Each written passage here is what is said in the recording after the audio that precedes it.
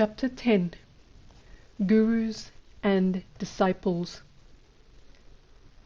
A pleasing routine developed when Vimalananda visited Puna's Irani colony. I would come over early to prepare lunch, and then would go off to college in the afternoon. In the evenings, we would go to the stables to visit his four-legged children, and on race days I would accompany him into the stands at the racecourse. After returning home, we would sit together until late at night while he discoursed on spiritual subjects. One night we were sitting with Chotu, one of Vimalananda's oldest friends, and with Sardar Dengal, the scion of a noble family of Pune. Vimalananda decided to have some drinks, and though he usually permitted his friends to drink with him, this time he told everyone, "Please, I am in a different mood tonight, and I want to drink alone. You can give me some company next time." "Ha," said Chotu, "what do you think? Have I not lived with you day and night for 8 years? Have we not always eaten and drunk together? If you are going to drink tonight, I am going to accompany you." "Listen," said Vimalananda, "don't insist. If you do drink, I will not be responsible for what might happen to you." "Leave off," said Chotu airily. "You are just saying that because you know I can drink you under the table without any difficulty. I am going to drink." And he incited Sardar Dengal to drink as well. "I warned you," was Vimalananda's reply, and I poured the scotch. At his insistence, I gave them only half a drink each. Although both these gentle men measured their capacity in pints and quarts, after these particular drinks they were blind drunk. Chotu vomited all over himself and made a mess of the room before falling flat on his back in bed unconscious, leaving his wife grumbling to clean up behind him. I was assigned the task of dealing with Sardar Dengal. It took me half an hour to get him out the door, and another half hour to steer him back to his home. Vimalananda enjoyed the whole spectacle immensely. When Chotu came to, he started to abuse Vimalananda roundly, and this caused Vimalananda to break into fresh peals of laughter. "Please abuse me some more," he told Chotu. "I expect it from you.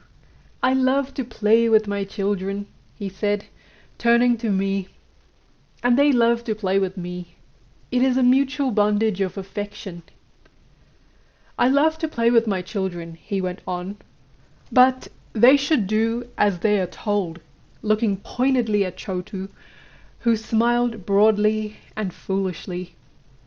"Have you forgotten the story of the Sharkarpala?"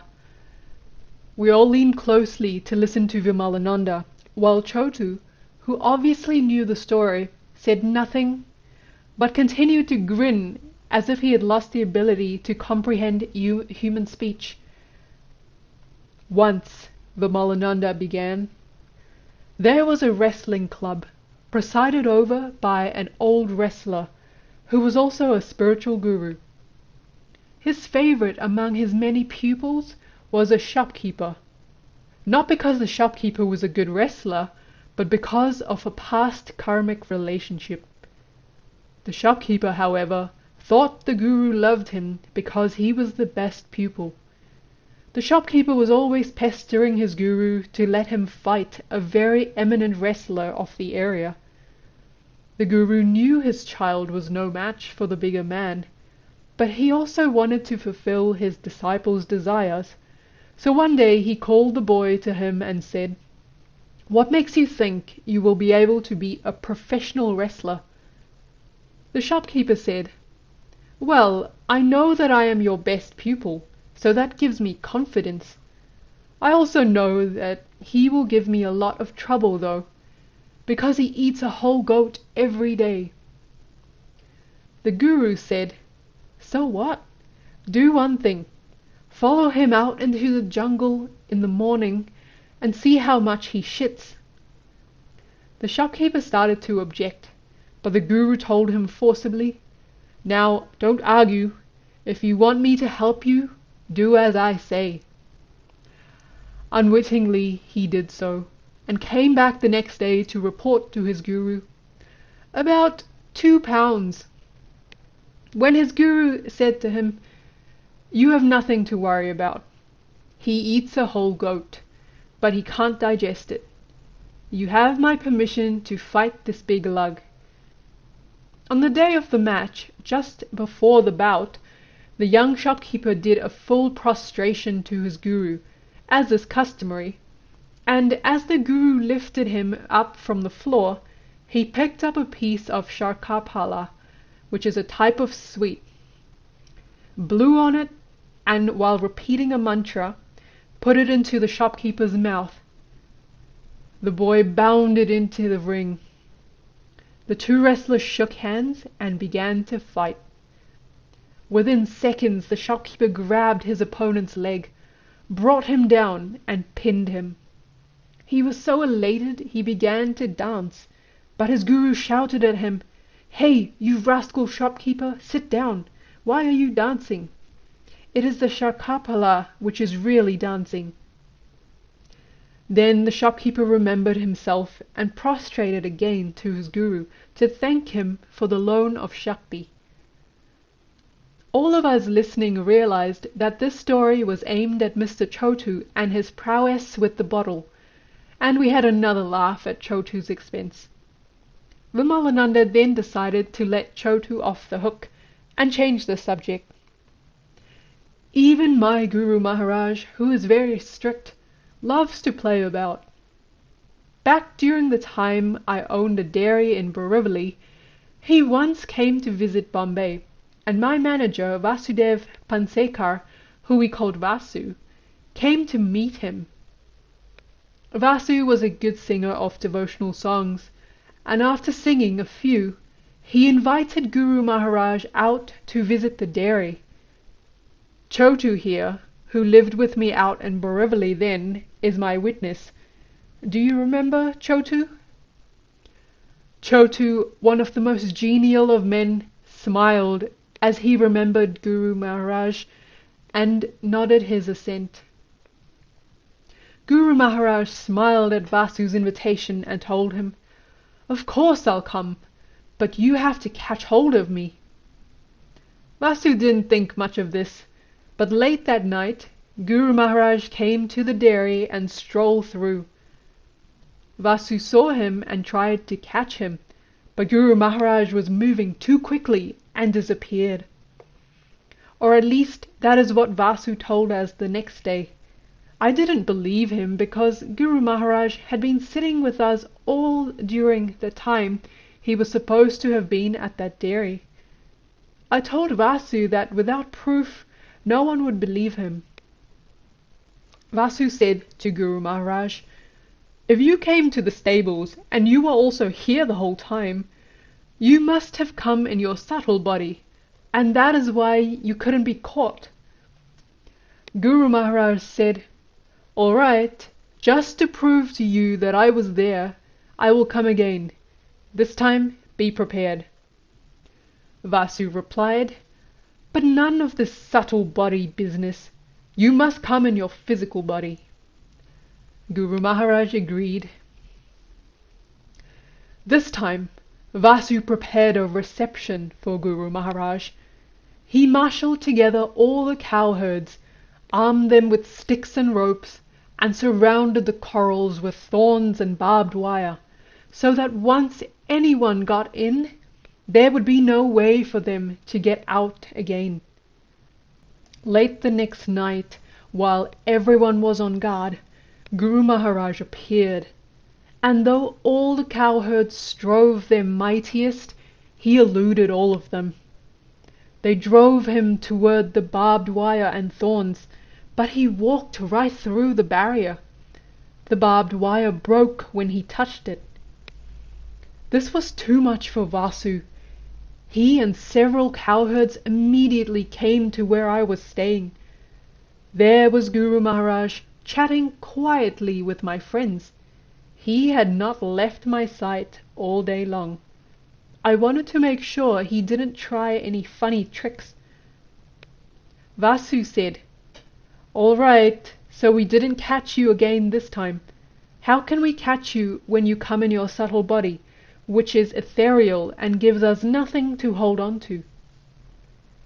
Guru Maharaj called him over and showed him the skin on his arm. There were thorns in it, the same kind of thorns that the barrier had been made of. "I kept my side of the bargain, and here is my proof," he said.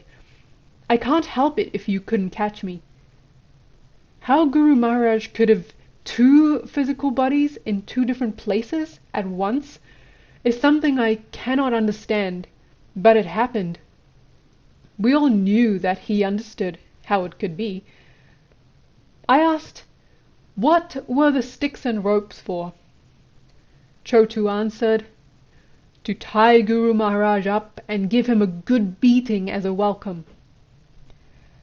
I said, thinking of Guru Maharaj's august personage, how could Vasu or anybody else dare to lay a finger on Guru Maharaj? Chotu smiled again, this time at my foolishness, and Vimalananda said, "Well, Guru Maharaj had challenged him. What was he supposed to do? Just lie down and let Guru Maharaj walk all over him? Besides, did anyone catch Guru Maharaj? The old man knows how to take care of himself." "It's just the idea," I replied. "A disciple has every right to test a guru," said Vimalananda vehemently.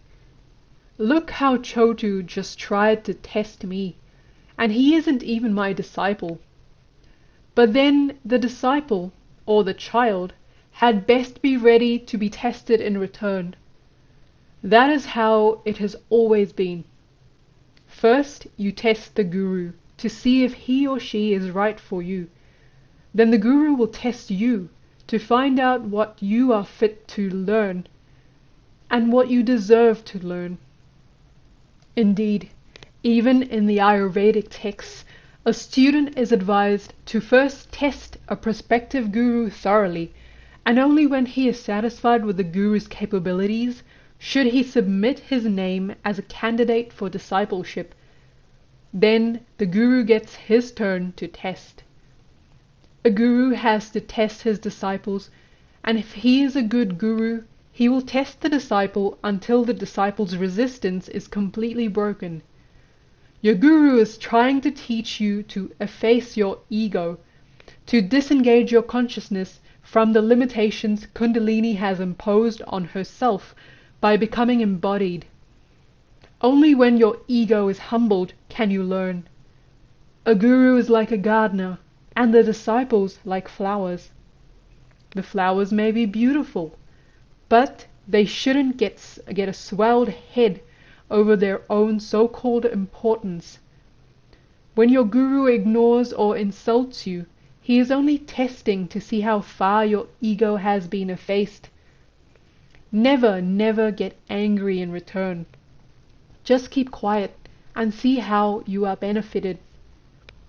I love my mentors, but they play hard, much too hard for most people today. I remember a good saint who once ran afoul of my senior Guru Maharaj. This saint was called Jwala Sai, meaning the lice-covered saint, because his body was covered with thousands and thousands of lice and other tiny insects. Every day he would very carefully remove the insects from all over his body, talk to them, play with them, and then carefully replace them.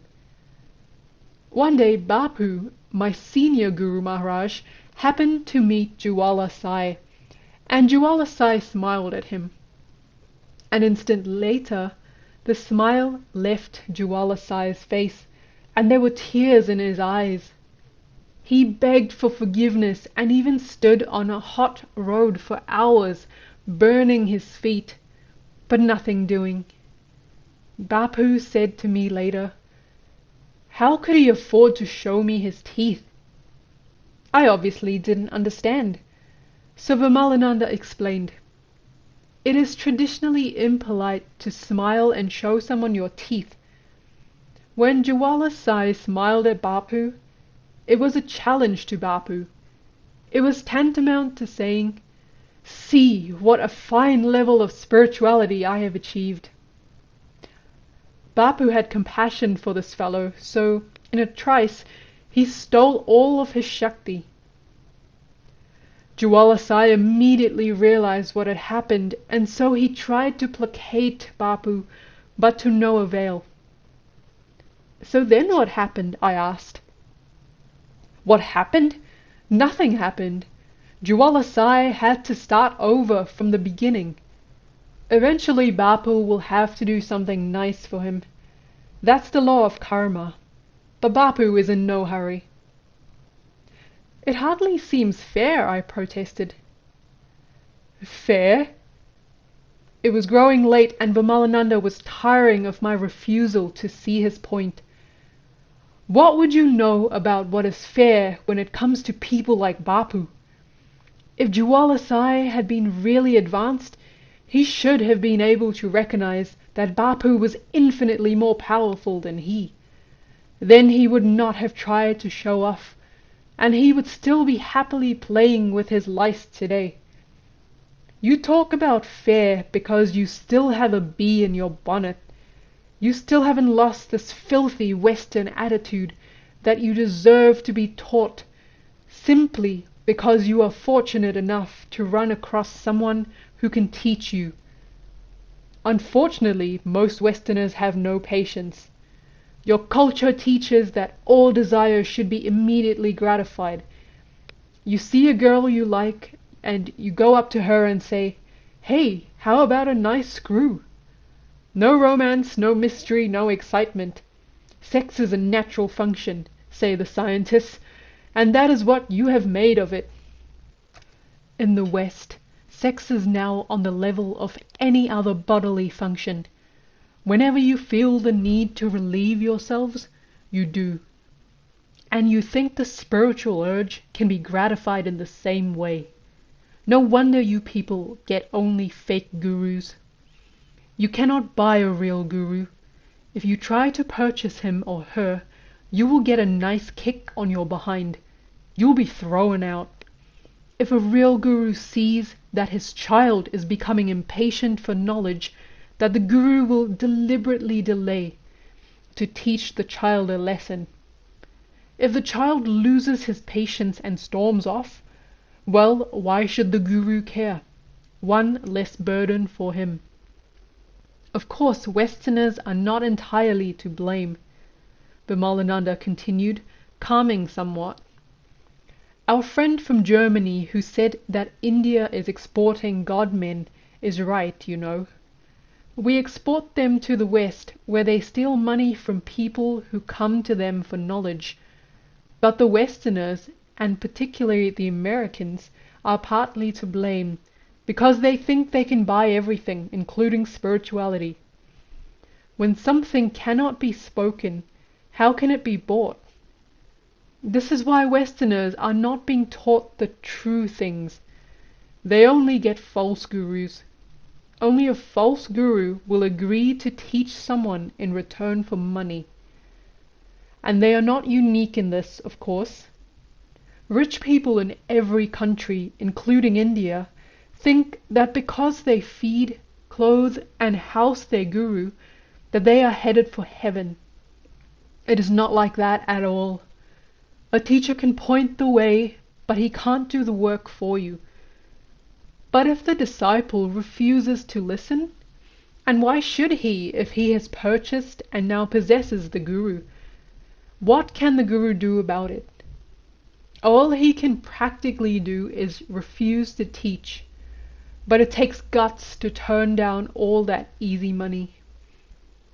The knowledge I am trying to give you, I gained after a lot of difficulty. Even if I could sell this knowledge to you, which I can't, the price would be so high that you would not be able to pay for it. How can you put a price on the decades I have spent in smashans? Besides, a parent never expects money from a child, unless they are not true parents, but merely procreators, like animals. I teach you as my son, Robbie. After I have some drinks, this feeling is magnified immensely, and I feel that there is so much I want to teach you. But you should be ready to learn, and Ma should be ready to teach it. You know that the truth cannot be expressed in words. If it could be, it wouldn't be true.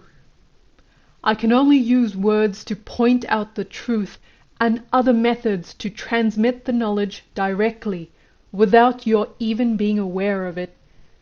This is the way a gift should be given. But I need your cooperation in order to give it. Americans need to stop trying to possess saints and sadhus and look for spiritual masters who will possess them instead. Only when you surrender everything to your guru, including, especially, your acquisitive nature, can you ever hope to progress. The Americans are the ones who can do it. They are interested in reality. I hate to say it, but most of today's Indians are cowards. The legacy of 1,000 years of servitude to the Muslims and the Europeans. We Indians need to relearn this attitude of mind from the Americans, and they need to come to us, to some of us, for spirituality. I began to feel a little distressed, not because he was upbraiding Americans, but because he still considered me so much of an American. He saw this and said to the others in the room, referring to me, "I know he may not like what I have to say, but I'm very blunt. I can't be sugar-coated quinine." With that he dismissed me for the night. I kept quiet. The next time the subject came up was in Bombay, when one of Vimalananda's boys, who had been studying astrology for a few months, dropped by to ask some questions. The familiarity in which he asked made me remember the episode of Juwala Sai, and in fact Vimalananda told him, as he sat expecting to be patted on the back, "Please study for 12 years and then come back and discuss astrology with me. Astrology cannot be learned overnight. You know, I thought you were mature, since you are physically almost as old as I am, but I see now that you are still in your puppy stage. When a dog is small, it bites its mother playfully. Biting is an inborn trait in dogs.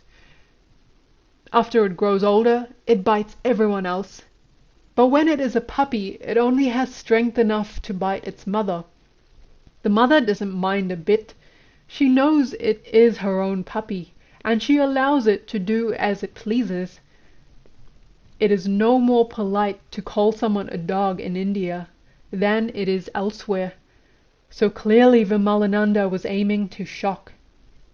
Then, as his last sentence had promised, he showed his compassion.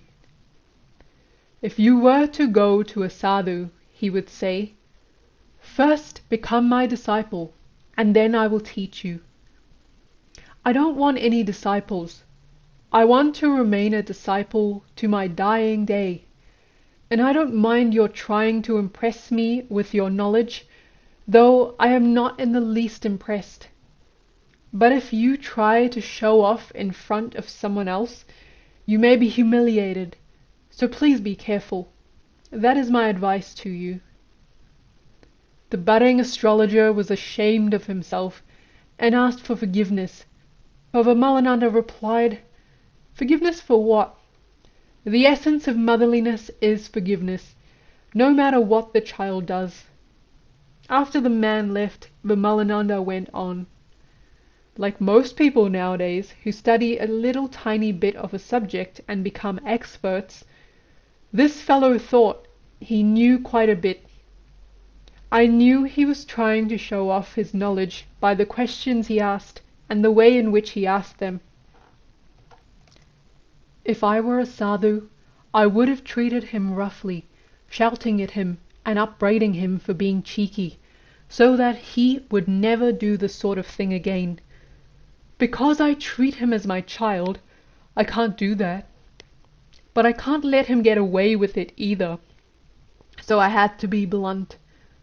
It hurt him, I know, but better he should be hurt a little bit now and learn his lesson than to have someone else burst his bloated balloon later, which might have hurt him a lot.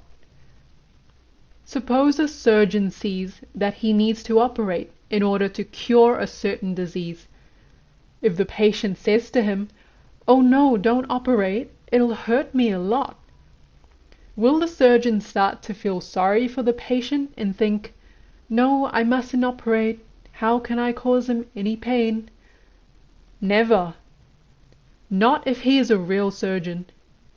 A real surgeon will cut if he knows that is what the patient needs, because he knows that the end result for the patient, which is freedom from the pain of the disease, is worth the little bit of pain that it takes to achieve it.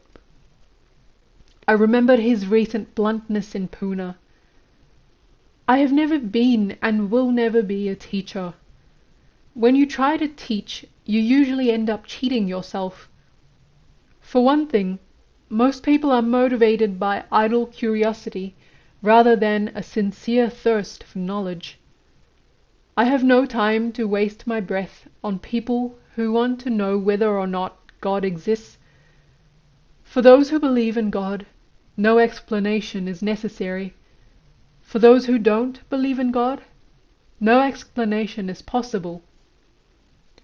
I will never claim to be God, or a prophet of God, or even a guru, as so many claim to be today.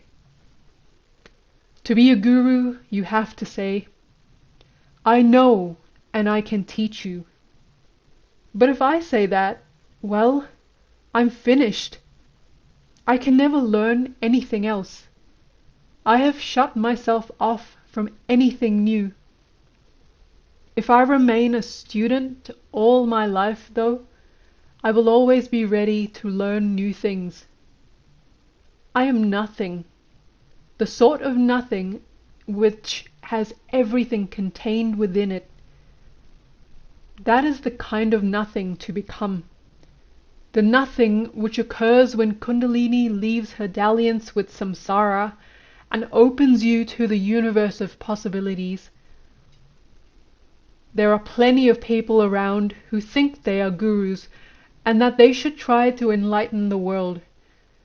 One of them is a famous Swami from Bombay who has centers all over the place in so many countries.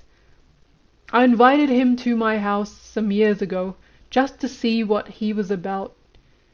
When he arrived, I offered him refreshment, as one does to any guest who comes, but he refused, saying, "I never take any nourishment outside my ashram." All right, I thought to myself, if you are being strict, I will be strict in return. Then he asked me, "Are you following some yoga?" I pretended innocence and said, "No, Maharaj, I am only an ordinary man. Yoga is too far away from me." He said, "You know, I am having my discourses on the Bhagavad Gita at the Oval. You should come and listen to them. You will be enlightened." This was too much. I said to him, "Maharaj, the Bhagavad Gita was spoken by Krishna, who was God incarnate, to Arjuna, who was a great yogi. Both of them were aspects of rishis, in fact. You are not Krishna, and your listeners are not Arjuna. How can you expect that type of jnana which is in the Gita can be passed from you to them by discourse? Not only that, you go day after day to the same place and speak the same things over and over again. The Gita was a spontaneous outpouring of joy from Krishna's heart. Arjuna was his beloved spiritual child, and he had such a desire to make Arjuna understand that he couldn't control himself. The Gita came from Krishna's lips spontaneously. Even he was not aware of what was happening. That is why it is so great. And when it was all over, Arjuna said to Krishna, "Lord, I have forgotten what you taught me. Can you tell me again?" And Krishna replied, "No, that time is past, and it cannot be recovered." Which means that the Gita could only be transmitted between its original author and hearer, who were both rishis, at a certain time, because afterward that spontaneous outburst was gone. Now, Maharaj, how can you think that you are doing any good to anyone by babbling about the Gita? Well, he got wild, of course, and told me, "You are an atheist. I won't stay here any longer," and stormed out. As he was leaving, I said, "Maharaj, the scriptures say you must control your anger." That only made him wilder. Such are the sadhus we have nowadays. Only rarely will they recognize their mistakes. I don't mind meeting anyone who has a sincere desire to learn. I'm ready to teach anyone who is ready to learn. And as long as someone comes to me with humility, I will do anything for them. But how many have real interest in spirituality? And how many have the patience necessary to wait for those spontaneous outbursts to happen when transmission can really take place? And besides, how many could endure learning with me? When I teach, I'm ruthless. No compassion. You must succeed or you'll die. If I were a sadhu, Robbie, well, I love you, but I would rip you to shreds before I taught you anything. That is the best way. Then there is no fear of backsliding. As it is, I am a householder, so you are receiving knowledge with much less effort on your part. I will never have disciples, only children, because that is the way a real guru should treat a disciple, as a spiritual son or daughter. I can't afford to be as strict as a sadhu because I treat you as my son, and no parent ever wants to see his or her children suffer. I'm willing to suffer on your behalf. In return, I expect you to act in a certain way, and you do. I appreciated that. So, he concluded, I'm afraid you have fallen in with a madman. Madmen can be dangerous. Look out. Think twice before continuing to stay with me. He laughed, and I grinned in reply, happy to be exposed to this sort of danger. I told him, hopefully my ego will come sufficiently under control so that I don't end up like Jwala Sai. Vimalananda shook his head and said, poor fellow, he didn't realize who he was tangling with. Bapu is terribly strict about things like respect. One day he and I were sitting around here in Bombay when someone told us of a fakir who was very ill. My mentor immediately said, take me to see him and I will cure him. He is very loving that way. Now I knew this fakir, and I knew he was a good man, but I also knew that he was not ready for my senior Guru Maharaj. I told my old man, don't bother, he will not see you. He became wild. As his disciple, I had no business contradicting him after all, and said, I am ready to bet that he will see me. I'm a gambler, I like the odds, so I said, be careful, Bapu. This is Bombay. You don't know how people are here. But he insisted, and we settled on a bet. 1 betel leaf. He went to the fakir's residence and asked to see the sick man. The people there refused to let him in. He told them, look, I am a fakir myself. I want to cure him, and all sorts of other things, but they steadfastly refused. Finally he lost his temper and said, is he God? That he will refuse to see me? All right, he has a plaster on his chest right now, doesn't he? That plaster will remain on his chest until his dying day, just to remind him of the fakir he did not meet. And it actually happened that way. You know it, Robbie. You and Freddie have seen his photo with the plaster on his chest. Yes, we had. Of course, then Bapu had to come back home and pay me the betel leaf, and he doesn't like losing any more than I do. I told him, why do you become obstinate about such things? These are human beings. They can't pass these kind of tests you dish out. It always pays to give respect to spiritual people. Back in the time when the British ruled India, there lived an Aghori in a small hut in a small forest on the outskirts of a small village. For some reason, the government decided to build a road right through the sadhu's little hut. When the Englishman in charge of the road gang came to evict the old man, he acted so high-handedly that the Aghori decided to teach him a lesson. He lengthened his penis, wrapped it around a nearby boulder which must have weighed tons and tons, and towed it in front of the machinery to use on the roadway. Then he stood back and told the Englishman, "Now please remove it." The Englishman, of course, thought it some kind of trick. Wrapping your penis around a rock and dragging it along? So he ordered his men to remove it. All of his men got behind it and tried to push it out of the way, but they couldn't budge it, not even an inch.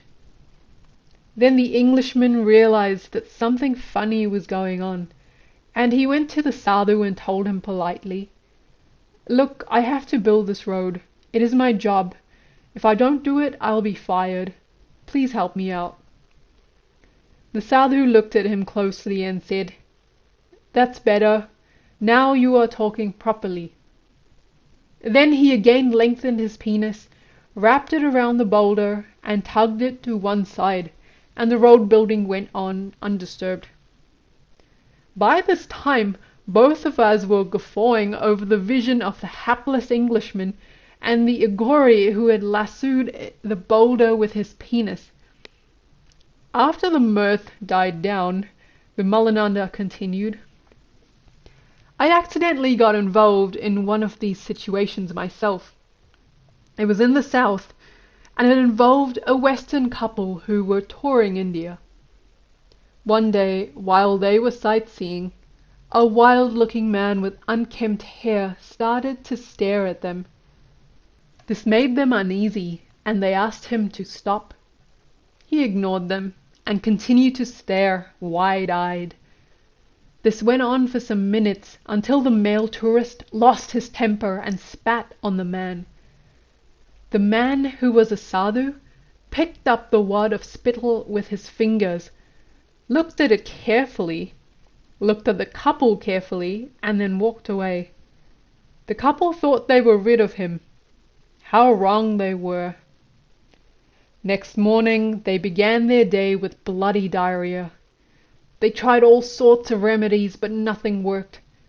Someone they knew me, and I was called onto the case. In the course of our talk about their health, it came on that they had spat on that sadhu. 'Oh,' I said, 'now I get the idea. You should never have insulted him like that. No wonder he has decided to teach you a lesson. Don't worry about a thing.' And I went to the smashan. The next day they were fine again, and I warned them strictly never ever to do anything like that again. India is a very strange and dangerous country. 2 days later, who do I see coming to visit me but the sadhu, who asked to be cured of his bloody diarrhea.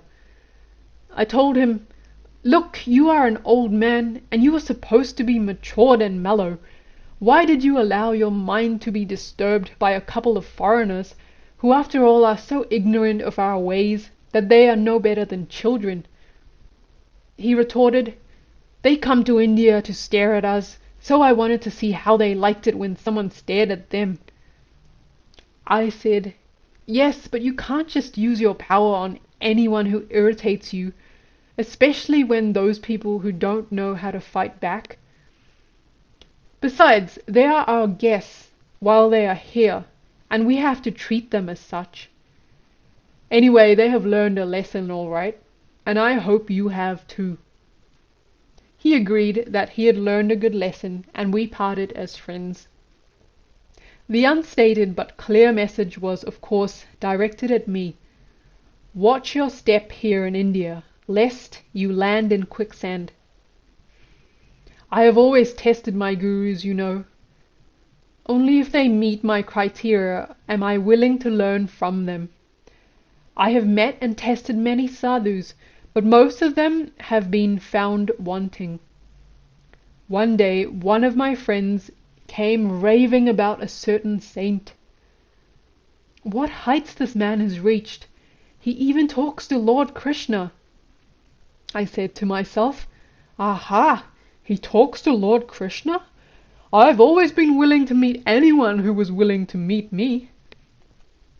You were supposed to take this coconut and present it at his lotus feet, and then he would tell you what you wanted to know.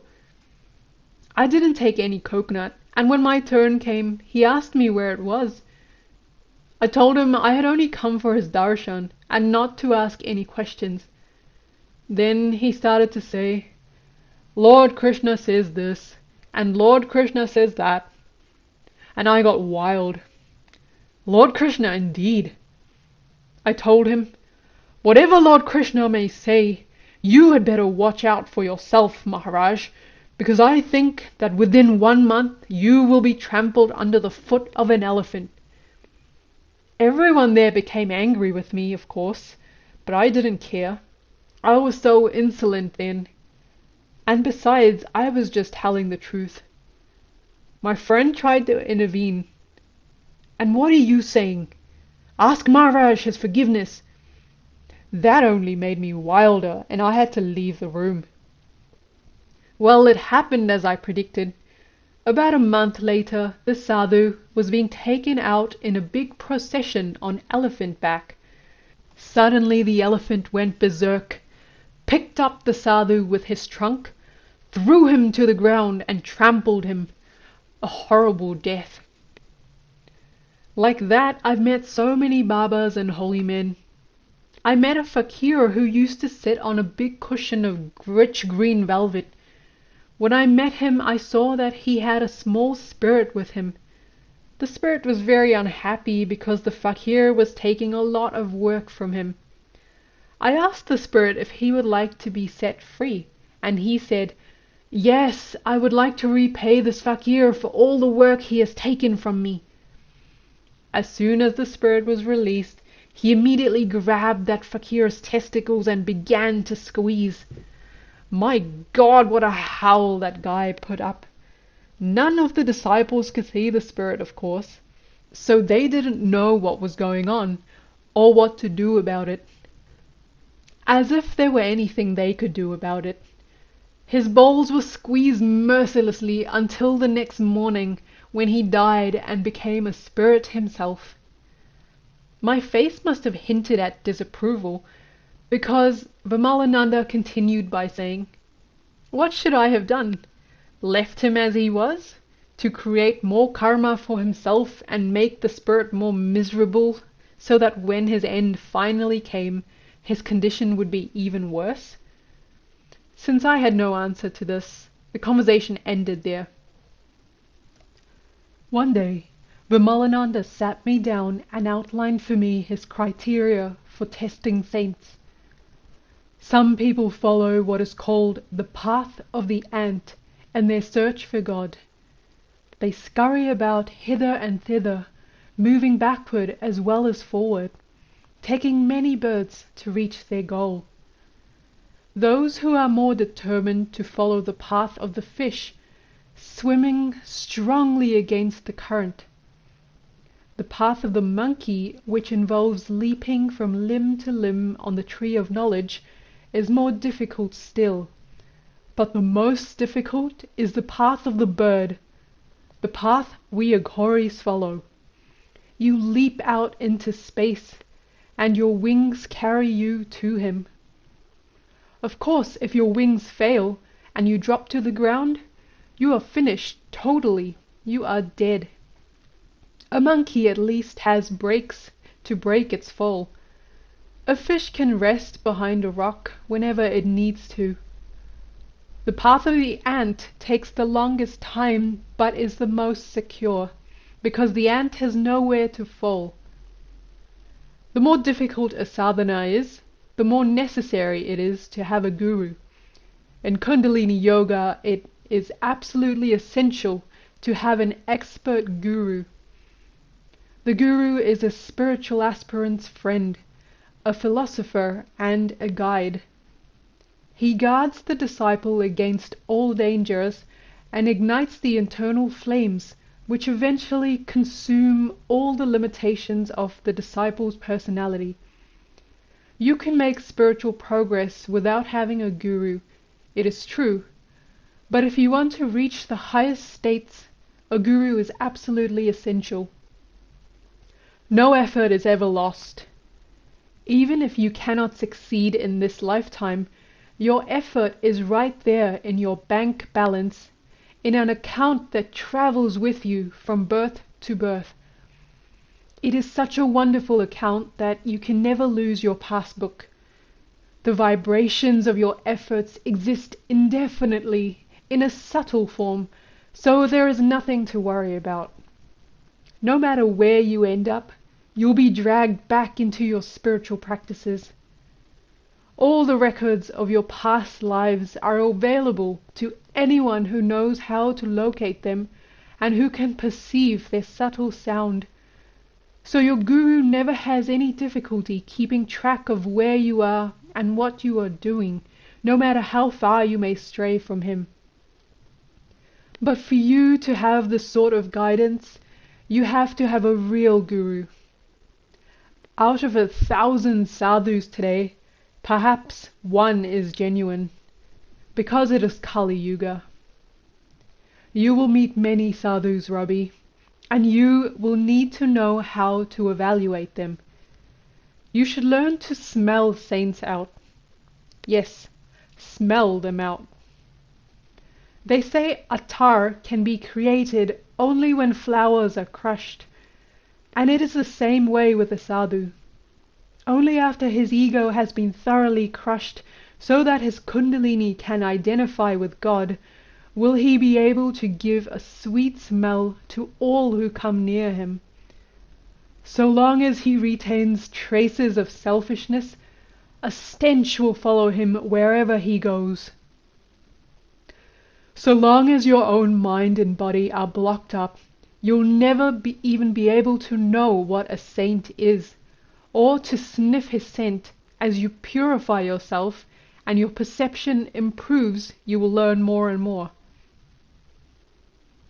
This is like opening a bottle of attar in your room. After a moment or two, everyone except someone whose nose is blocked up can tell that attar is present. The least experienced person can say only, "Attar is present." Someone with more experience can identify it more accurately. It is a rose. Only an expert will recognize the fine nuances. It is Kabuli rose mixed with a little jasmine. It is the same way with saints. If you want to find out whether or not a sadhu is genuine, first go and see him, but don't ask any questions. Sit quietly and don't say much. Listen and try to keep your mind blank. If when you sit near him you find yourself forgetting the things of the world and becoming more peaceful, then he is a good saint. His halo is quietening your mind. If not, run away. Naturally, if you yourself are purified, it will be easier to know whether and how much of your mind is being quieted, I observed. Naturally. Once your mind becomes purified, there's no limit to what you can learn. You can know so many things about a person by simple observation. For example, check the saint's feces, like the shopkeeper who wanted to wrestle did. A real yogi excretes only an ounce, or at most a few ounces a day. Anything more indicates that he is bogus. If Jatara Agni has yielded most of its energy to Bhuta Agni, there will be very little physical digestive fire left. Yogis are disciplined by nature, and a good yogi will only eat as much as he is hungry for. If he eats more than he can digest, he will have to excrete the excess, and you will be able to detect it. Or if his bodily fire is generally weak, his assimilation will be poor and he will excrete more than he absorbs, which suggests that his mind will be as dull as his body. This principle makes Jain Munis easy to test because of their toilet habits. They never go outside the house to defecate. Usually they do it on an outer balcony or somewhere like that. And they never use water to clean themselves after, since water is life-giving, and they regard it as sacred. So they clean themselves with a pebble or a stone and just leave the dung there for the rain to wash away.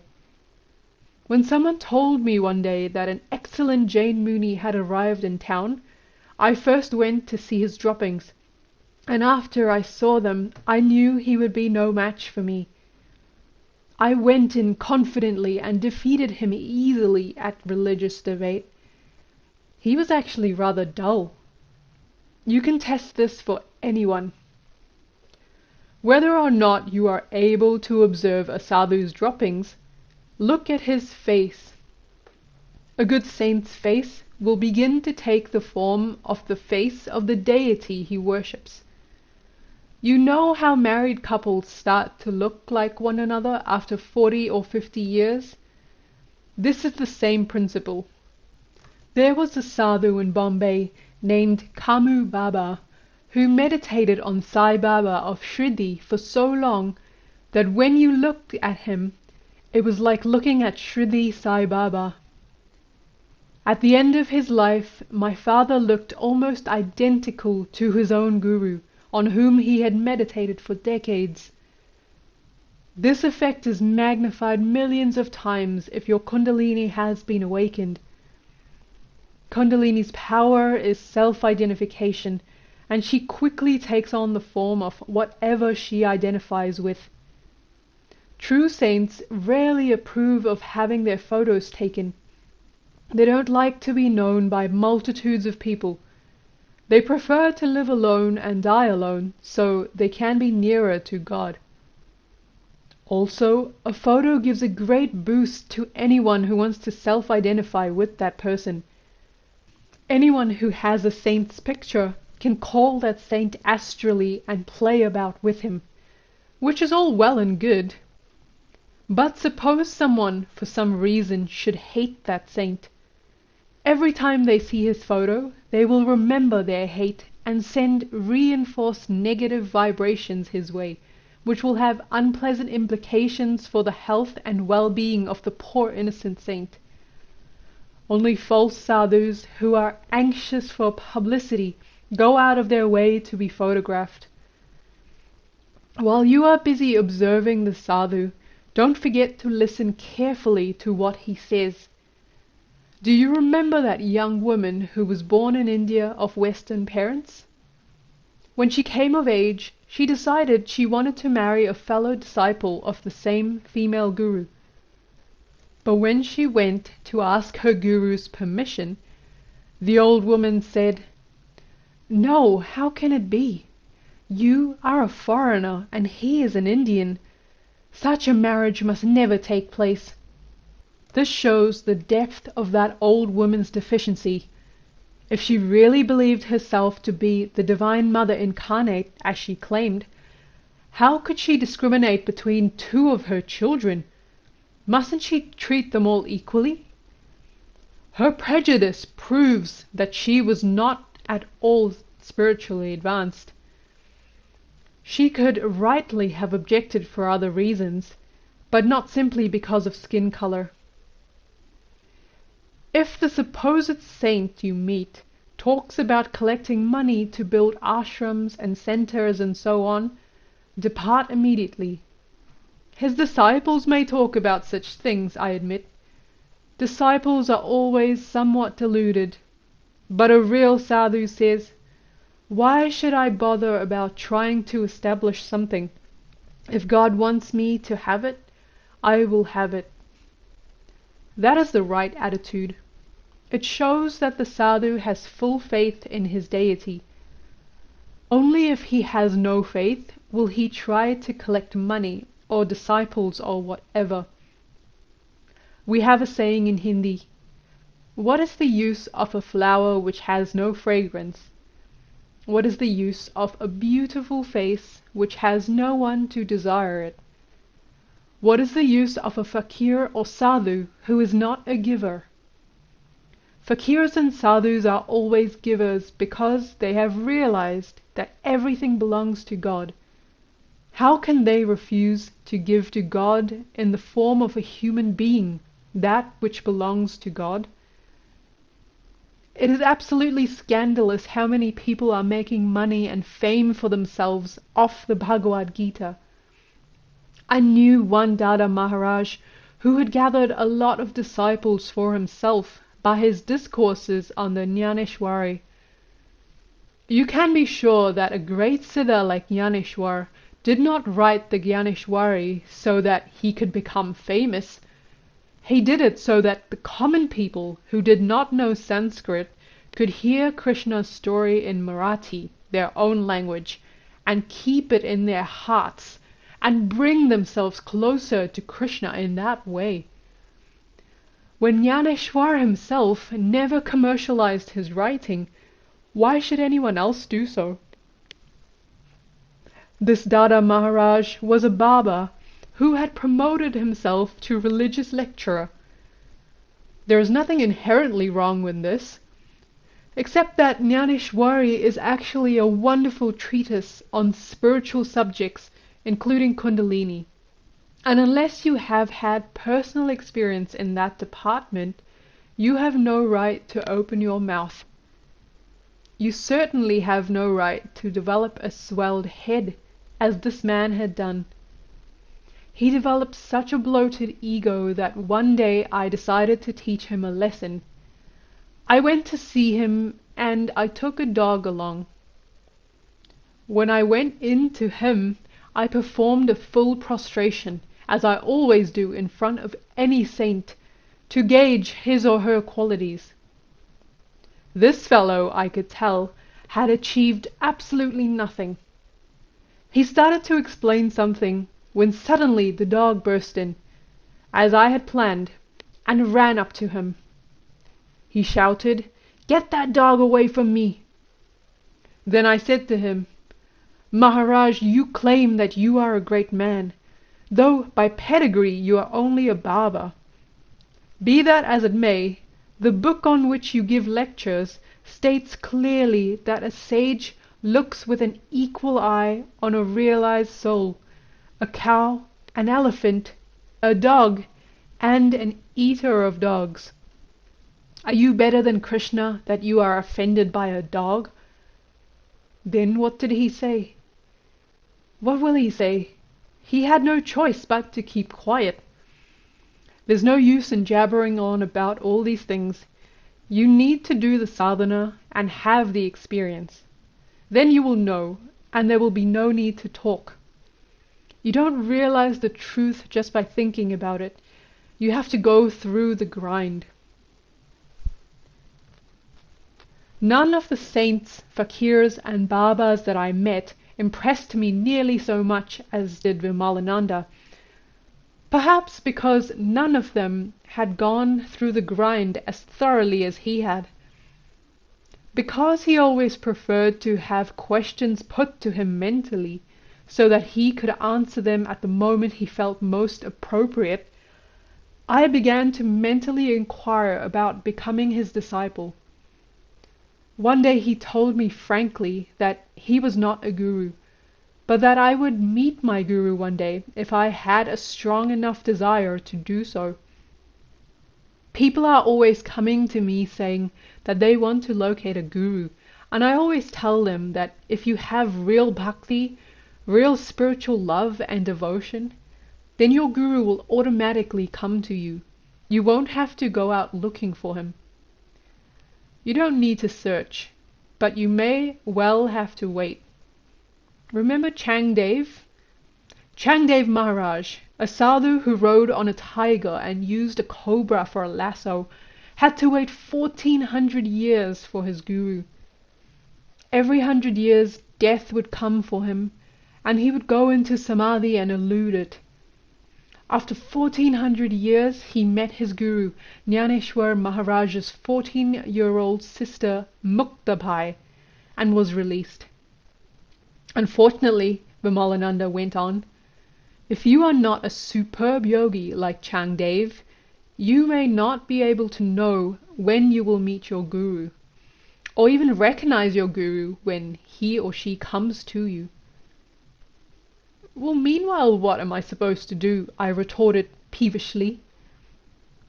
Meanwhile, do as I tell you to do, and you will continue to make progress. I didn't say I was not going to help you.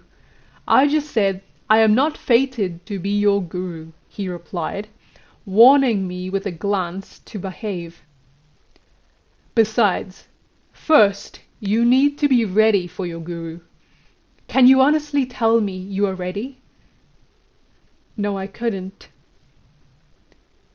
One of my friends asked my junior Guru Maharaj in 1959 to make him his disciple. Guru Maharaj told him, I don't dare do that, because once you become my disciple, you will have to do everything I tell you. If you make any mistakes, or you will be guilty of Guru Droha, meaning offense or treachery against the Guru, and that could ruin you. You just be my devotee for 12 years, and at the end of that time, if I feel you are ready, I will accept you as my disciple.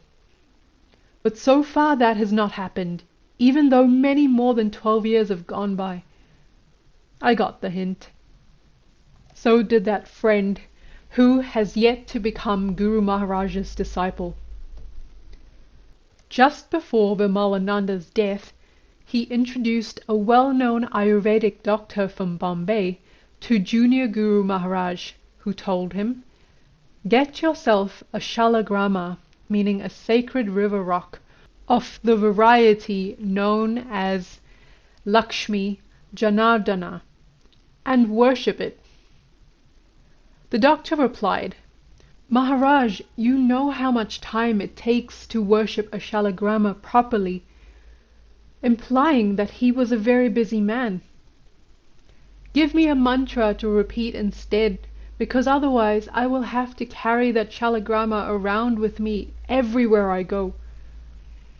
As Vimalananda told me later, he forgot that you do not dictate terms to a sadhu, and especially not someone like Guru Maharaj. There must have been some good reason Guru Maharaj wanted him to worship a shalagrama, but he was thinking only of his own convenience.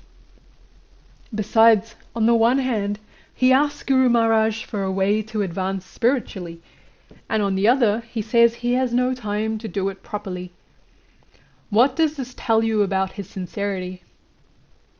Guru Maharaj kept quiet, and the next day asked his doctor to prepare medicine for a child with epileptic-type fits, a medicine whose recipe happened to call for equal parts of honey and ghee. The doctor objected again. But Maharaj, Ayurveda forbids the mixing of equal parts of honey and ghee. Guru Maharaj displayed great patience and replied, this recipe also comes from the rishis. Please do as they have prescribed. Besides, there are other herbs in the medicine which will remove the poisonous effects of this combination and make it into a nectar. What is poison and what is nectar anyway? Just do as you are told. After this encounter was over, Vimalananda took me aside and said, "You see how it is? Sometimes even when a guru wants to give some knowledge to a child, the child refuses to learn it. You never get anywhere by arguing with a guru, and especially not with a guru who is a live wire like Guru Maharaj. What is a teacher to do with students like these? It is a great blessing to get a good guru, no doubt, but it's an even greater blessing to get a good disciple. Have I ever told you the story of Nagarjuna? No, I don't think so.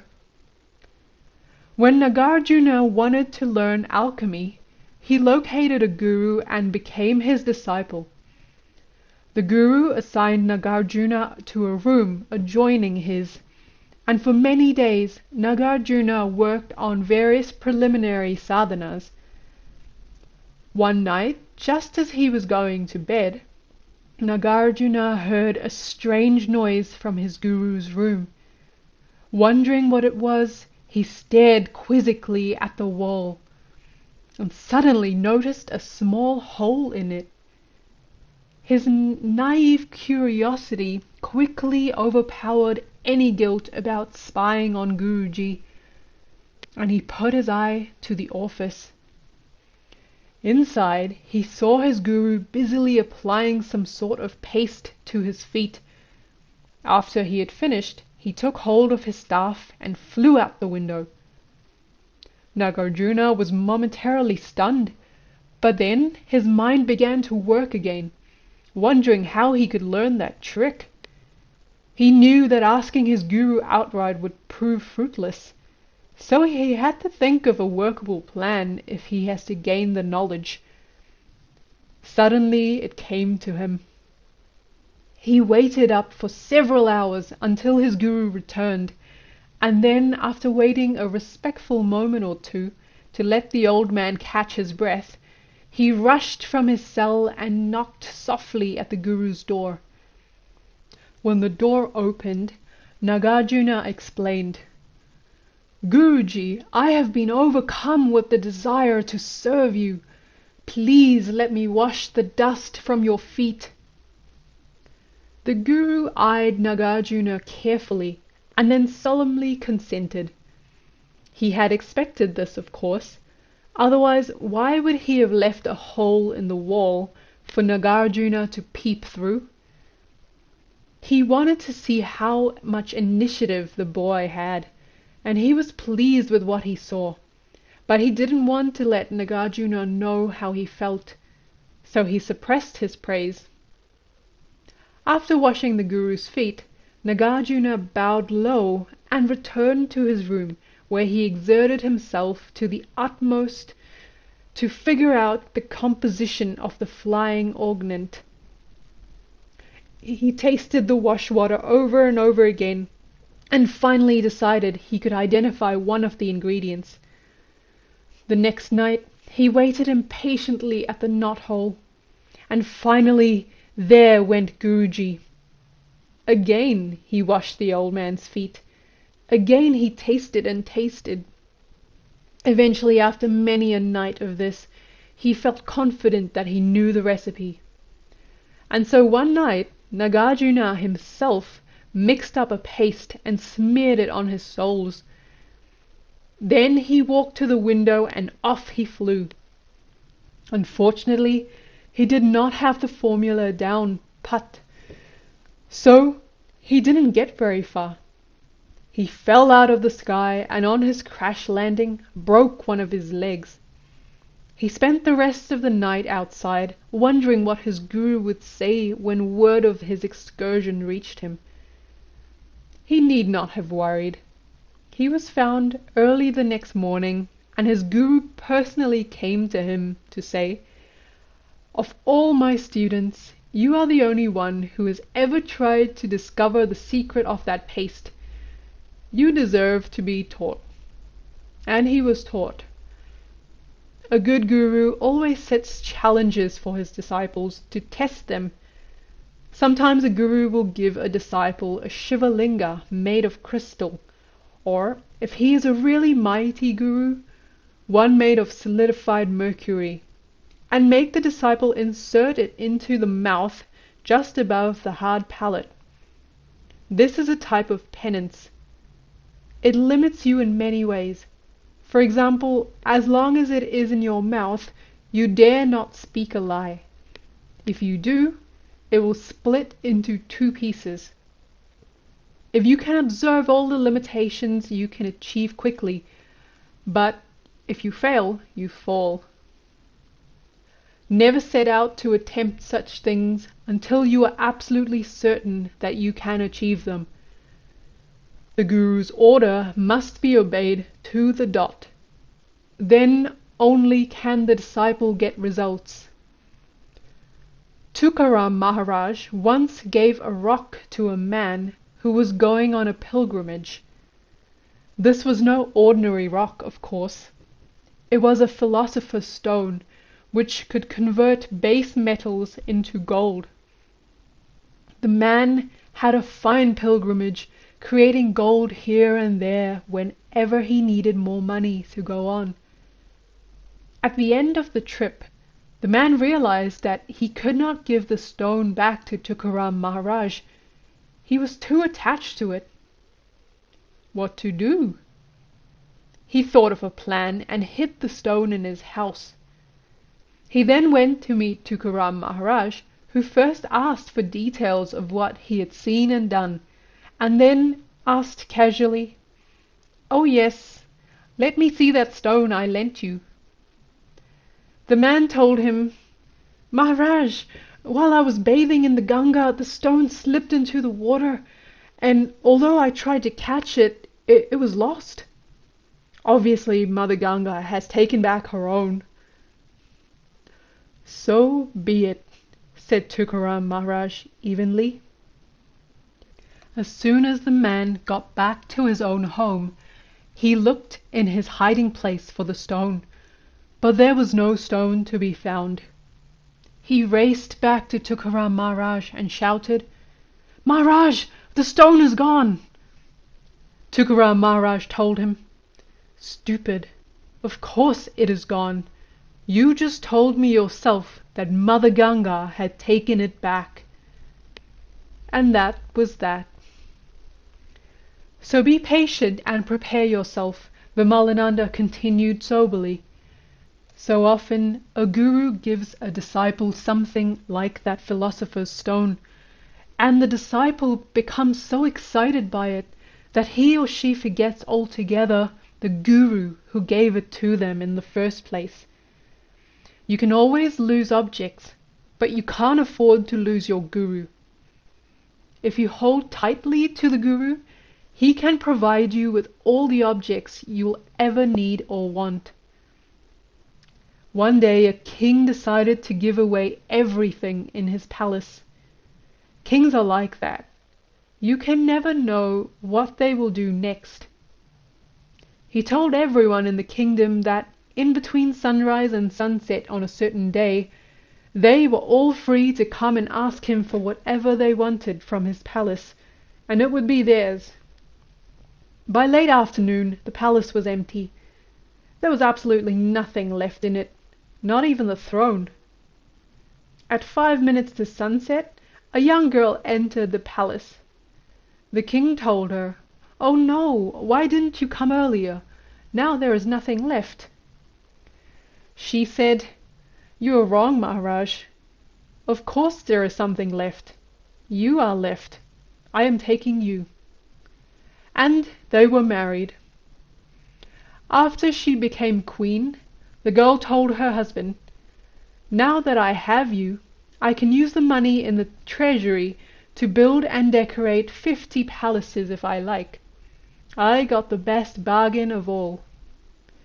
Indeed she did. And Vimalananda paused briefly to let this sink in, and to light another cigarette before proceeding. But why go so far away? Let us take an example that is close to home.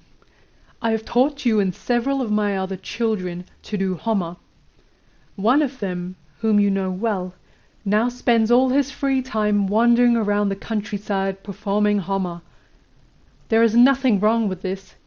It is a good thing. But he could learn even more if he spent more time with me, since I was the only one who taught him to do Homa in the first place. He has let his little bit of knowledge go to his head. Why should he spend more time with me? I loved to spend all my time with Vimalananda, and needed no reason to do so. But I knew this question had a purpose. Well, he is trying to convert himself from a caterpillar into a butterfly, from an ordinary human being into a worshipper of fire. He is still weak in visualizing his new role, still like a puppy. His Kundalini is not yet sufficiently awakened and freed from his normal, everyday personality. He is not yet able to disengage himself from his ego attachments. I could help him by visualizing for him, but he has to spend some time near me so that I can do it. The best example of this sort of practice that I can think of is that of Ramakrishna Paramahasa. Whenever he saw his householder disciple, Dr. Nag Mahashay, Ramakrishna would worship the Divine Mother, Bhavatarini, in him. He would visualize the Divine Mother in Dr. Nag's astral body, and eventually, by the force of Ramakrishna's will, the Divine Mother's form was actually created in Dr. Nag. When Ramakrishna saw Vivekananda, he would visualize Shiva, and Vivekananda actually became the embodiment of Shiva as a result. When Gopala Ma came to Ramakrishna, she was already an advanced sadhaka. When she meditated on Gopala, Krishna in the form of a young boy, she could actually project a form of Krishna from her astral body. When she met Ramakrishna, that form of Krishna merged with Ramakrishna, and then she knew that he was indeed Krishna embodied. Ramakrishna began to work on her too, and eventually created the Divine Mother in her as well. This is the way a real guru works on his disciples. Do you think Swami Vivekananda, who was Ramakrishna's favorite disciple, could have done anything on his own? Never. When he went to Chicago and stood before the crowd at the Parliament of Religions, before he began to speak, he mentally repeated this verse: I salute Lord Krishna, the embodiment of supreme bliss, by whose grace the mute speak and the lame cross mountains. Then the Divine Mother Kali entered Vivekananda's body, and when he began, Brothers and sisters of America, I would like to talk to you today on the Master as I knew him. All America went wild. That is the power of Ma, and of Guru Bhakti, meaning devotion to the Guru. Vivekananda had real Guru Bhakti. When Ramakrishna lay dying, Vivekananda felt so much attachment to him that he actually ate the phlegm and pus that Ramakrishna coughed up. This was in fact a subtle test, and Vivekananda passed with flying colors. That was a test? I asked. Yes, that was a subtle test. The same sort of thing happened with Samartha Ram Das, one of Maharashtra's greatest saints, who was actually an incarnation of Anjaniya. His favorite disciple was a boy named Kalyan, and of course all the other disciples were jealous of him. Samartha Ram Das decided that the jealous disciples needed to learn a good lesson. So one day he developed a big boil on his back. All the disciples showed plenty of sympathy, but didn't do much of anything of a practical nature to alleviate his misery. When Kalyan heard that his Guruji was in pain, though, he was overcome with love. He ran to Samartha Ramdas, put his mouth over the boil and began to suck out the pus. But when he tasted it, he found that it was not pus, it was nectar. His Guru just smiled. This was a form of Shaktipat Diksha for Kalyan. The other disciples were ashamed of their jealousy when they saw that Kalyan did what they did not even dream of doing, and they never even suspected that he was getting anything in return for his devotion. Kalyan became the successor of Samartha Ramdas. Gambhira says, "You talk about lovers, but what do you know of them? Only the man who is ready to cut off his head at the moment's notice for his guru is a real lover. Bhakti like Vivekananda's or Kalyan's is very rare, but I have seen an example of such bhakti. There was a nobleman named Jai Singh Rao Ghate, whose guru was a Muslim fakir named Mung Shaji Maharaj. When anyone came to meet Mung Shaji Maharaj, he would throw feces at them, or if he knew they were a vegetarian, he would pick up a chicken bone and throw it at them, just to see how much they could take before they became angry. Mung Shaji Maharaj lived with Jai Singh Rao, and when the mood struck him, he would throw his feces at the wall, set fire to the curtains, and break things. He would do anything he felt like doing, and Jai Singh Ji Rao never said a word. Jai Singh Rao was so devoted to his guru that he used to perform full puja to Mung Shaji Maharaj's feces. One day Jai Singh Rao was in danger of losing all his land because his monetary position was very bad. He never spoke a word, but that day when he was paying his respects to his guru, his mind strayed to his mundane difficulties and a single tear fell from his eye.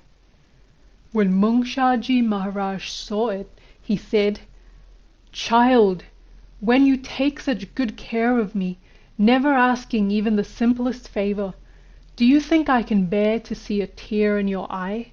What's the problem?" When he heard the problem, Mung Shaji Maharaj said, "Go, you not only will not lose your land, I'm going to make you a billionaire." Jai Singh Rao kept his land, and when he sold it piece by piece, he made in fact 1 billion rupees.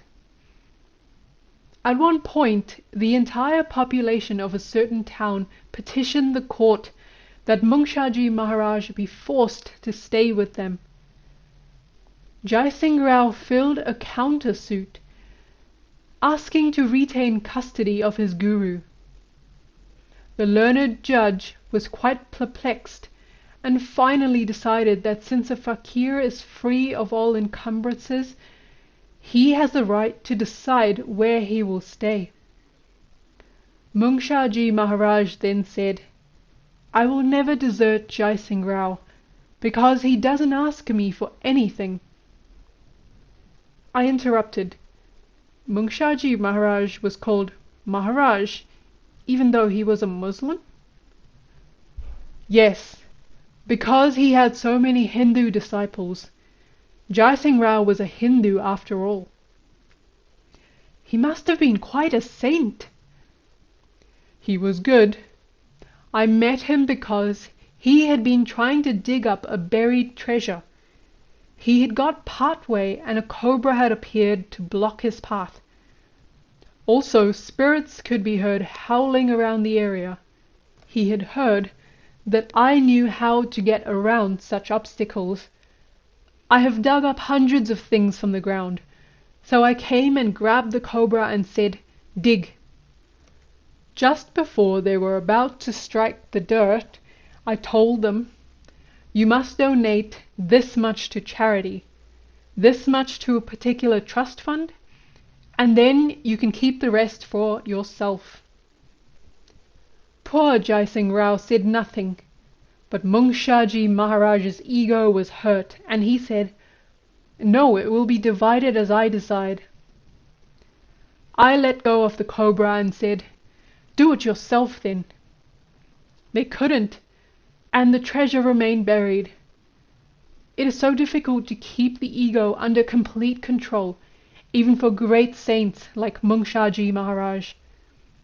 But in spite of his guru's imperfections, Jai Singh Rao did well because of devotion. It was Bhakti that did most of the work. Have I ever told you the story of Pyar Das? He had, but I wanted to hear it again, so I kept quiet. Pyar Das was a drunkard debauchee who was very fond of women. One day, this wastrel met a sadhu who told him, "Pyare, you are completely devoted to flesh, skin and bone. If you were to love God as much as you love the physical body, what do you think you might become?" These words had such an effect on Pyar Das that he left everything and took the sadhu as his guru. He loved his guru very, very dearly and was so terrifically devoted to him that he never left him for a moment. When it came time for the guru to leave his body, he became worried that the shock of the separation might be too much for Pyar Das, so he told him, "Pyare, you go to such and such a city, and I will follow you later." After Pyar Das departed, his guru left his body. Pyar Das waited several days in that city, and when his guru did not come, he returned to the guru's town and asked news of him. When he learned that his guru had left his body, and that a memorial stone had already been erected for him, Pyar Das went directly to the memorial stone and began to cry. He cried and cried and cried so much that he went blind. Finally he decided to end himself and started to bang his head against the stone. After his head had become quite bloody and his skull was about to crack, his guru appeared to him in an ethereal form. He made Pyar Das to see again, healed the wounds on his head, and then entered his body. Then the two were always together, and they lived together in that body for 100 years. Bhakti like this is very rare. We were interrupted at this point, and some days later he continued this lesson. You can be dead sure that your guru will come to you when the time is ripe. The question is, will you be ready for him? Will you be ready to love him without any limits or preconceptions or conditions? The mother is high, but the guru is even higher. It is because of your mother that you have any physical existence at all, which is why you must worship your mother until the end of your life. But it is because of your guru that you are born again. A real guru will first destroy you and then recreate you, give you a new birth. When Jesus said, "You must be born again," that is what he meant. If you want to love God or your guru or whoever, you must have a waxen heart. That was Shakespeare's phrase. I'm not sure he understood the full implications of what he wrote. You must have a heart which is ready to melt when the emotion becomes too great. And that is only the beginning. Once your heart melts, you must melt your bones so that there is no resistance left at all. You must surrender totally to your guru, making his will yours, so that your guru can have his way and perfect you. Unfortunately, only 1 in a million can surrender totally. Everyone else must first learn how to surrender. The relationship which exists between guru and disciple is the deepest possible human relationship. They relate like parent and child, like chums. Nowhere in the universe will a child ever find a pal like his guru. And they are like lovers. A guru will tempt the child in all sorts of ways, like Matsyendranath tested Gorakhnath. But a good disciple will never be tempted. A good disciple loves only the guru, and wants only the guru. You know well that Guru Purnima is the day on which the guru is to be worshipped. Have you asked yourself yet, why a full moon and not some other lunar day? No. Well, it has to do with emotion. If two lovers find themselves alone on a full moon night, they are likely to be overcome with the desire to unite sexually. They cannot endure the separation from each other. They must embrace. Full moon nights cause an overflow of emotion in human psyche. On Guru Purnima, the guru and disciple, whose relationship is much more intimate than that of mere lovers, experience a natural outpouring of emotion for each other. The guru, because of his tremendous love for his disciple, takes the disciple's karmic debts onto himself. The disciple responds with Guru Dakshina, an offering to the guru. Someone with subtle understanding will now ask, why is the disciple supposed to give an offering to the guru if the guru has already taken all the karmic debts away from the disciple? Then the disciple has nothing of his own left to give. And that is very right. The disciple has nothing he can give the guru except love, and so he can do nothing in return except worship the guru as God incarnate, not to pamper the guru's ego, but to become more and more selfless so that the guru can work on him without interference. They say in Hindi, light comes from the moon, not the stars. Love comes from one, not many. That one is the guru, and only when you have learned how to love your guru will you ever learn how to love God. The relationship between guru and disciple can begin only when the disciple forgets everyone else except that one. Once that happens, then everything follows. A guru always wants to make his disciple into his own guru. The self, the absolute reality, is the true guru, because guru is that which is gurnatita and rupatita, meaning beyond attribution and form. A true guru makes the disciple go beyond attribute and form. First, he makes the child go beyond runana bandhana, the bondage of karmic death.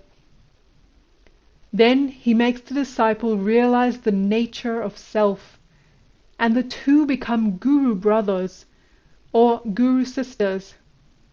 Then the guru worships the disciple's self as the supreme guru, the first deity, and the disciple is made. If this is what it takes to make a disciple, Vimalananda continued rhetorically, how many real disciples can a guru have? One or two, a handful at most. Jesus had only 12, and not all of them had the same capacity or achieved the same things. 4 of them, like John, had sattva predominating in their natures. They were the only ones who best followed Jesus' teachings. 4 of them, who became pillars of the church, like Peter, were dominated by rajas, because the pillars were rajasic. The Catholics and their church exist mainly in rajas. And 4 disciples like Judas were full of tamas. Poor Jesus did the best he could with the material that he had. A few gurus teach a handful of disciples each. Some teach no one. A guru may have many devotees, but there is no use in creating hundreds of disciples who are half-baked. Every guru should have had one special disciple to whom to transfer his most precious knowledge. Make one, but make that one so thoroughly that the whole world will gape at his or her greatness. That is the real value of being a guru. The pride of seeing your child succeed cannot be measured in words, but a guru can't just select a disciple arbitrarily. He must know the innate capabilities and aptitudes of each of his children, so that he can select one to whom to transmit the bulk of his knowledge. This is why a guru always loves to play with his children to test them. After he has been satisfied, and he wants to give Shaktipat Diksha to a disciple, he usually transfers that Shakti through a vehicle, which might be a drink of water, the smell of incense, an intense gaze, or a tap on the spine or head. Perhaps he will transfer the Shakti in the form of a mantra.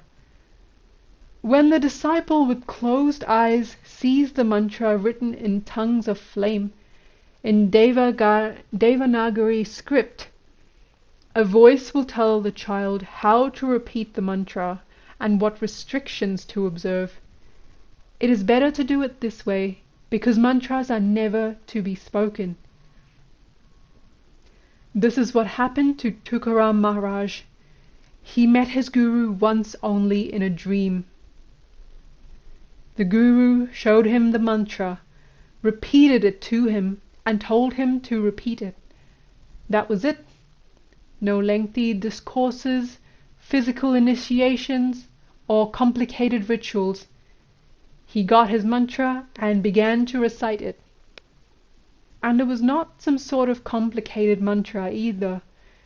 It was the simple, beautiful mantra, Rama Krishna Hari. Because he had supreme faith in his guru, Tukaram Maharaj achieved wonders even without any personal guidance from a living guru. He was so advanced that he did not die in the usual way like Elijah. A chariot from heaven came down and collected him. Not everyone who claims to have been initiated in a dream ends up like Tukaram Maharaj. And what about Kabir? He was initiated when he lay in front of Ramananda Swami early in the morning as Ramananda Swami was returning from bathing in the Ganga in Benares. Ramananda Swami inadvertently kicked Kabir, whom he could not see in the darkness, and said, "Ram, Ram," which Kabir took as his mantra. He could achieve in this way, with a mantra which had been given to him offhandedly, because he was Kabir, and because he had full faith in Rama and his guru. Kabir was a great saint who had a great son, Kamal. Kamal, which means amazing, really was amazing, which meant of course that all of Kabir's other disciples were insanely jealous of him. Kabir loved horses, and one day he sent Kamal out to cut grass for the horses. Kamal found the grass, but when he went to cut it, he started to think about how much that would hurt the grass. To make a test, he took the sickle and cut his own finger. When he felt the pain, he decided he definitely couldn't go through with cutting the grass. Horses have to eat frequently, and when they weren't fed, they became uneasy. When some of the other disciples discovered that Kamal had not brought any grass, they rushed out to cut some, and then ran to tell Kabir, hoping to see Kamal get a good scolding from the master. When Kabir heard the story, he called for Kamal and asked him why he had not cut the grass. Kamal explained to Kabir that the grass was living just as much as he was, and that he couldn't cut it, In fact, he would rather cut himself than cut the grass. Then Kabir understood and composed a verse on the spot. Kabir told Kamal, "You are really Kamal, meaning amazing. I have only been half-baked, but you are completely done." This is the beautiful play of guru and disciple. Perhaps because he knew he would be dying soon, Vimalananda sat me down one day in 1983 for what would be a final admonition. "Sooner or later, Robbie, I'm going to die." "Yes, but you're not going to die anytime soon." "Can you guarantee that? Can you guarantee that you or I will be alive even one more minute from now?" "I can't guarantee anything about me, but I can guarantee that if you decide you want to stay alive, you can do it." He continued without comment. "Everyone is going to die. Maybe now, maybe later, but someday I will be gone, and you will be left here. You have learned quite a lot, and you have a lot left to learn. Never pass up an opportunity to learn. Because this is Kali Yuga, there are no longer any rishi ashrams here on the physical plane, but the rishis are immortal, and they can travel anywhere they like in the universe. This means that a rishi might be moving amongst us in Bombay or anywhere else. Of course, no one would be able to recognize him. He would be in disguise. You would only be able to recognize him if you knew the special signs on his body which distinguish him from ordinary human beings. Very few humans know these signs. If you do know these characteristics and are able to spot a Mahapurusha, even a Siddha, he will give you a wonderful blessing. Because this is Kali Yuga, everyone's sadhana is imperfect, and so you are not likely to be able to attract a Mahapurusha to you by force. But if you sincerely do the sadhana that you've been taught, and if you have an aching desire, one day a Mahapurusha will come to you in disguise and will let you try to catch him. See how they love to play about? Even though sadhana is very serious business, you must always keep an attitude of playfulness about you, like a small child. Everyone, and this especially includes celestial beings, love children. But no one likes an adult who thinks he or she is too clever. The quickest way to be shot down in the spiritual field is to become too big for your britches. This is the reason you must always see Narayana in the heart of each and every creature you meet. You can never know when or in what form your deity or a Mahapurusha will come to test you. If you pass, you are made. Your sadhanas have been crowned with success. If you fail, well, you will have to start all over again from the beginning, and no one knows how many lifetimes that might take, so don't make any mistakes. And remember, this is not the sort of test you can mug up for. You will never know it is taking place until it is over. Actually, of course, there is no such a thing as a test. You think it is a test because you are there. The false personality. Once the EYE, I, has been converted into capital I, there is no question of a test. Who will you test? Yourself? But so long as duality is present, so long as Kundalini is not completely free of her bonds, there is always the danger that you may not take the right choice, because of the play of karma and runano bandhana. Whatever you are destined to have, you will get, beyond the shadow of a doubt. How and when you get it depends on how well you can cultivate your mind. The function of Tantra and Aghora is to put the government of mind, senses and body into the proper order to avoid misery. Life minus misery for a prolonged period produces satisfaction, which yields happiness, and when happiness is increased beyond all conceivable limits and is sustained, it becomes bliss, what the Vedas call Ananda. Sadhana is a means to this end. When Kundalini awakens, if body, mind and spirit are in good working order, bliss is certain. Bliss is not something you have to create or accumulate. It arises spontaneously. Just let God decide what is best for you, and God will provide it accordingly. So even at those times when your willpower is weak and your mental control is poor, there is still nothing to worry about. Always, always remember that the supreme method of mind control, the supreme intoxication, is the perpetual repetition of the sweet name of God. Never forget God, and God will never forget you. And one day you will succeed. The end.